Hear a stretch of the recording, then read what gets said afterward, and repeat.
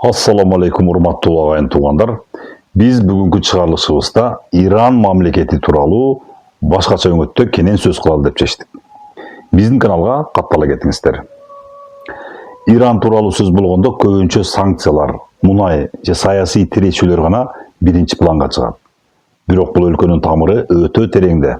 Иран бул жөн эле картадагы мамлекет эмес.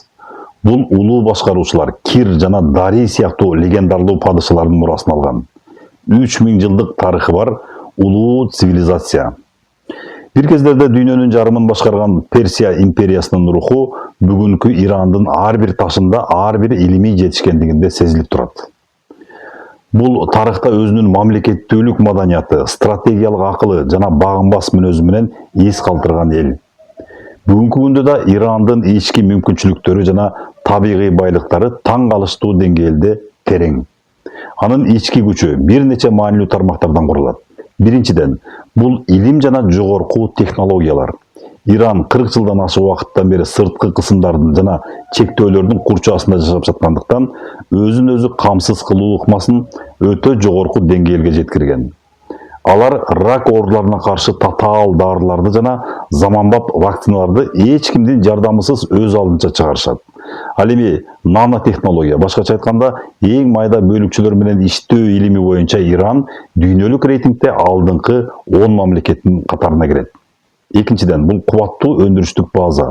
Көпчүлүк Иранды мунайга гана бай деп ойлойт, бирок алардын автомобиль куруу жана болот эритүү өнөр жайы абдан өнүккөн. Алар жакынкы чыгыштагы эң ири авто өндүрүүчүлөрдүн бири. Көчөлөрүндө өздөрү чыгарган самант же болбосо тара сыяктуу унаалар толтура. Бул мамлекеттин өз алдынча ири техникаларды чыгарууга кудурети жетерин далилдейт. Үчүнчүдөн, бул билимдүү жаштар жана күчтүү инженердик мектеп. Ирандын жогорку окуу жайлары дүйнөдөгү эң мыкты адистерди даярдайт. Мыкты акылдардын чет өлкөгө кетип жаткандыгына карабастан, өлкө ичинде калган кадрлар маалыматтык технологиялар, ракета куруу жана өзөктүк ядролук физика тармагын укмуштуудай алдыга жылдырышкан. Ошондой эле Иран бул табигый транзиттик борбор. Алардын темир жол тармагы жана деңиз порттору Борбордук Азия үчүн дүйнөлүк океанга чыгууга эң кыска жана эң арзан жол болуп саналат. Түндүк түштүк эл аралык соода жолунда Иран негизги ролду ойнойт. Кызыктуу факт, Ирандын ички рыногу 85 миллиондон ашык адамды түзөт. Бул дегендик, эгер сырттан эч нерсе келбей калса да, мамлекет өзүн өзү багып, өзүн өзү камсыз кыла ала турган ички керектөө кубатына ээ дегендик. Биз Иранды көбүнчө жабык өлкө катары көргөндүктөн, алардын мындай ички өнүгүү динамикасын байкабай калабыз. Бирок бүгүн бул гиганттык мүмкүнчүлүктөр тарыхый чоң коркунучтун алдында тургандай. Себеби өлкөнүн башкаруу системасында терең ажырым. Тактап айтканда, бийлик башындагылардын ортосунда чоң жиик пайда болгондой болууда. Бир тарапта мамлекеттин чарбалык ишин тейлеген президент Мазут Пезешкиян, экинчи тарапта өлкөнүн эң таасирлүү аскердик түзүмү болгон Ислам революциясынын сакчылар корпусу турат. Бул эки башкаруу борбору бүгүн бир пикирге келе албай, бири-бирине каршы тургандай. Президент Пезешкиян Ирандын өндүрүшү жана илими дүйнөлүк рынокко чыкпаса, ички ресурстар эртеби кечпи түгөнөрүн түшүнгөн прагматик жетекчи.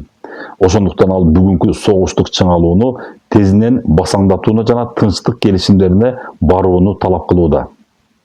Анын 3-4 жумалык эскертүүсү бул Ирандын экономикасын биротоло кыйрап кала электеги акыркы мүмкүнчүлүк. Президенттин көз карашында, эгер дипломатия жеңбесе, мамлекеттик аппарат толугу менен шал болуп калышы мүмкүн. Ал эми аскердик жетекчиликтин стратегиялык багыты такыр башкача. Алар Ирандын 1000 жылдык тарыхын жана технологиялык жетишкендиктерин биринчи кезекте согуштук кубат катары гана көрүшөт. Алар үчүн өлкөнүн ички мүмкүнчүлүктөрү бул согушту чексиз улантууга жардам берген курал гана. Бул аскердик блок үчүн келишимге баруу алсыздыктын белгиси катары кабыл алынат. Ирандын трагедиясы анын алсыздыгында эмес, анын өтө күчтүүлүгүндө. Өзүн өзү камсыз кыла алган ички рыногу жана жогорку технологиялык базасы бар өлкө ички саясий ажырымдын айынан өзүн өзү жеп салышы мүмкүн. Эгерде президент менен аскердик блок тил табыша албаса, Ирандын 85 миллиондук эли, анын алдыңкы илимпоздору жана Борбордук Азияга жол ачкан стратегиялык порттору экономикалык кыйроо менен ички башаламандыктын кучагында калышы мүмкүн. Иран бул потенциал боюнча дүйнөлүк держава боло турган өлкө. Бул мамлекеттин тарыхында кир менен дарый курган улуулук бүгүн чоң сыноодо турат. Анын келечеги согуш майданында эмес, Тегерандын ичиндеги кабинеттерде чечилүүдө. Же Иран өзүнүн илимий, маданияты жана транзиттик мүмкүнчүлүгү менен дүйнөгө кайрадан ачылат, же саясий өжөрлүк бул улуу мүмкүнчүлүктү тарыхтын чаңында калтырат. Бүгүнкү Иран бул өтмүш менен келечектин, акыл менен кылычтын ортосундагы тагдыр чечүүчү күрөштүн очогу. Биз бул процесстин кандай аяктарына жакынкы апталарда күбө болобуз. Биз менен болуңуздар, биздин каналга каттала кетиңиздер. Кайрадан көрүшкөнчө сак саламатта туруңуздар.